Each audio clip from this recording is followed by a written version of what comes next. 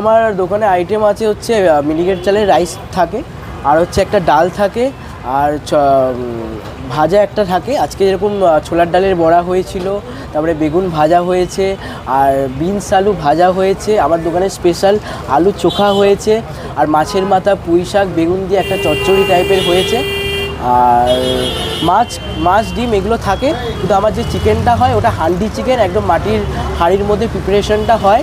ওটা আমার ফ্রাইডে করেই থাকে, কারণ ওটা একটু আলাদাভাবে প্রিপেয়ার করতে হয়, সেজন্য ফ্রাইডে করেই রাখি ওটা। আর এই আইটেমগুলো থাকে। এখনও অবধি মাটন করিনি।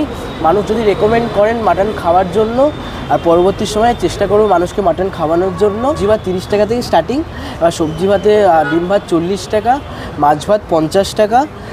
কিছু আনি রুই মাছ, যেরকম রুই, তেলাপিয়া, চারাপোনা, এইসব মাছ 50 টাকার মধ্যে থাকে। আর হচ্ছে মাংস ভাতটা 90 টাকা।